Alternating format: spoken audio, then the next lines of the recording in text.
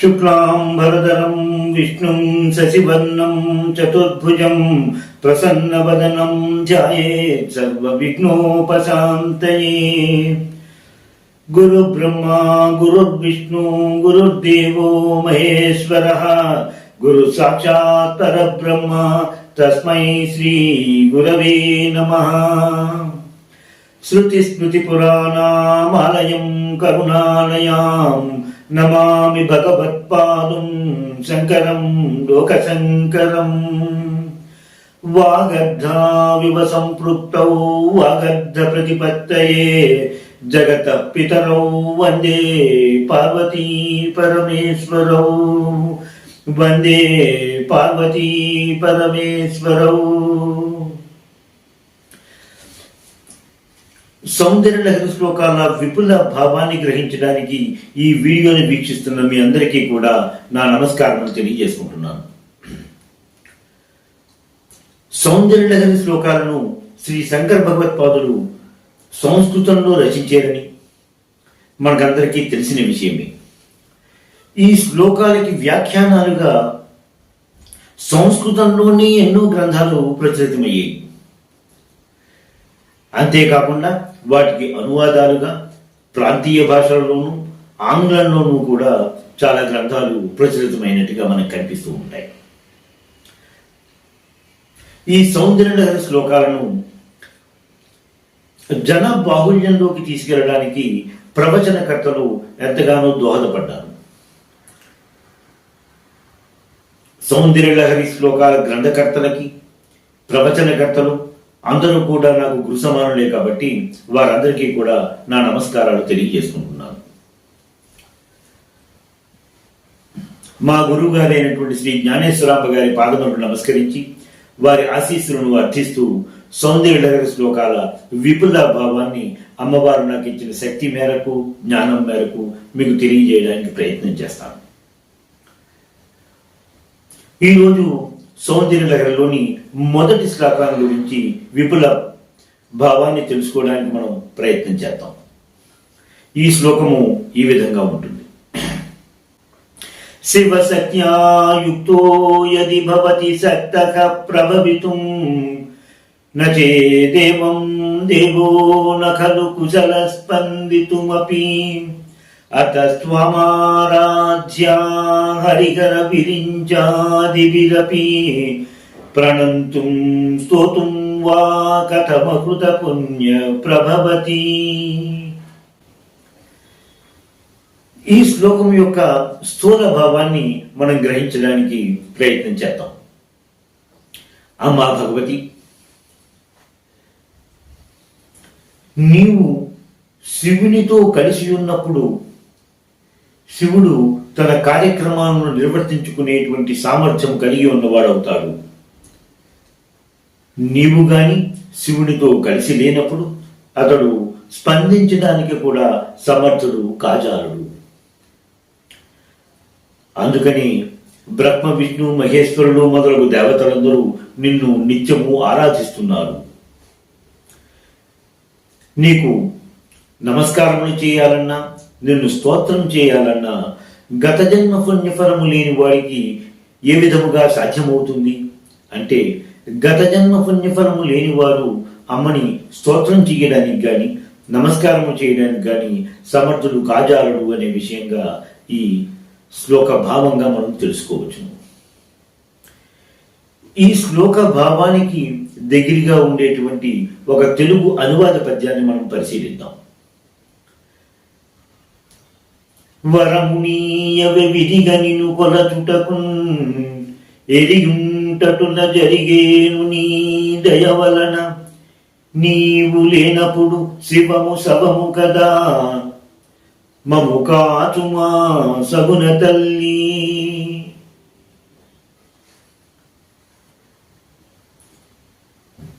ఈ శ్లోకం యొక్క విపుల భావాన్ని మనం తెలుసుకోవడానికి ప్రయత్నం చేద్దాం.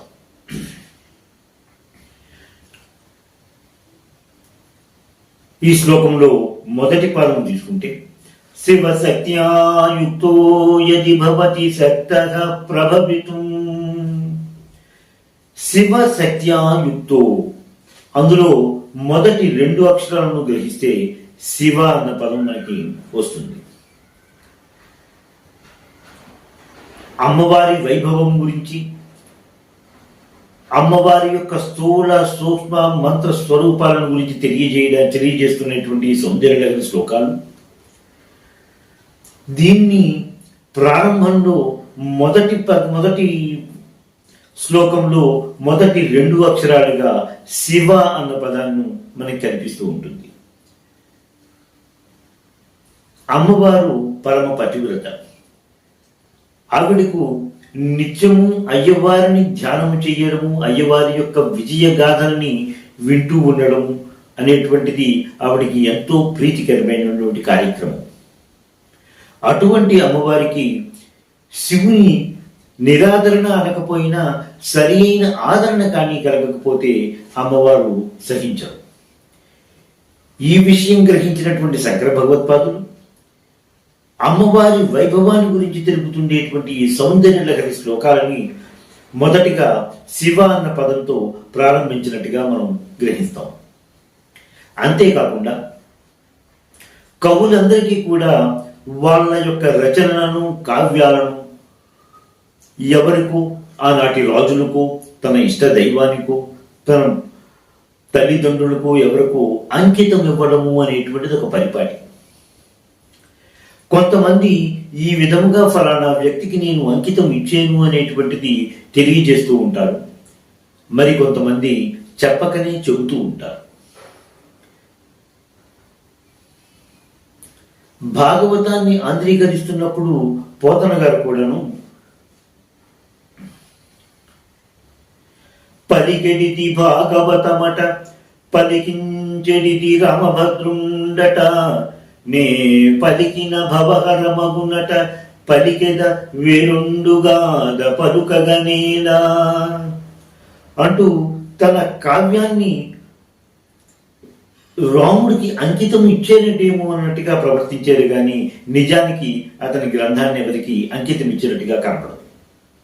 అలాగే శంకర భగవత్పాదుడు కూడా తన సౌందర్యలహరి ప్రారంభంలోనే శివ అన్న పదాన్ని ప్రయోగించి శివుడికి అంకితం ఇచ్చారేమో అన్నట్టుగా ప్రయత్నం చేసేరేమో అని మనం గ్రహించాలి. ఈ శ్లోకం యొక్క ఈ శివ అన్న పదంకి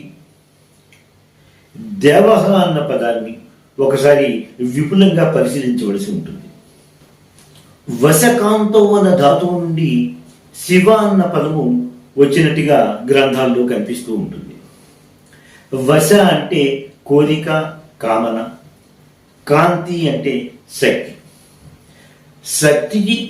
శక్తితో కూడినటువంటి వారు వశకాంతో అనే పదానికి అర్థంగా కూడా మనకు కనిపిస్తూ ఉంటుంది. ఈ వశ అన్న పదము వర్ణ వ్యత్యయాలు చెంది కాలక్రమేణా శివగా మారినట్టుగా మనకు కనిపిస్తూ ఉంటుంది గ్రంథాలలో. అలాగే హింసి అన్న పదం నుండి సింహ, పశ్యక అంటే ముందుగా చూసినవాడు, అర్ధనారీశ్వర స్వరూప తత్వాన్ని, సృష్టి ఆవిర్భవాన్ని ముందుగా అర్థము చేసుకున్న వారిని పశ్యక అంటారు. ఈ పశ్యక అన్న పదము కూడా వర్ణ వ్యత్యయాలు చెంది కాలక్రమేణా కశ్యపగా మారినట్టుగా మనం గ్రహించాలి. ఈ విధంగా ఉన్నటువంటి వశకాంతో అన్న పదము కూడా శివుడు శక్తి కలిసి అన్నట్టుగానే కనిపిస్తున్నది కాబట్టి ఇది కూడా శివ శక్త్యాయుక్తో అన్న పదానికి పర్యాయ పదంగా కూడా మనం గ్రహించవచ్చు. దివ్యచేతి దేవహ అన్నారు. అంటే దేవుడు లేక భగవంతుడు అనేవాడు దివ్యమైన వాడు, అతి ప్రకాశవంతమైన వాడు. దాన్ని అర్థం చేసుకోవాలంటే ప్రపంచంలో అతన్ని ప్రకాశింపచేయగల వస్తువు మరి ఏదీ లేదు. ఇంకో విధంగా చూడాలంటే సకల సృష్టిని అతనే ప్రకాశింపచేస్తున్నాడు అనే విషయంగా కూడా మనం గ్రహించాలి. అతనే భగవంతుడు, దేవుడు.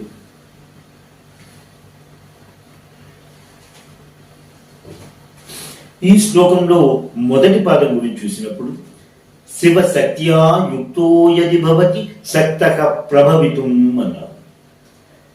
శివ సత్యా యుక్తో ఈ పదాన్ని కూడా మనము కొంచెం విశేషంగా అర్థం చేసుకోవాల్సిన అవసరం ఎంతైనా ఉన్నది.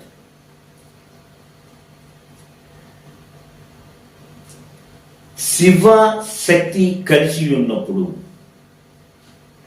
కలిసి ఉన్న పరిస్థితులు అనే విషయం గురించి అర్థంగా మనం గ్రహించినప్పుడు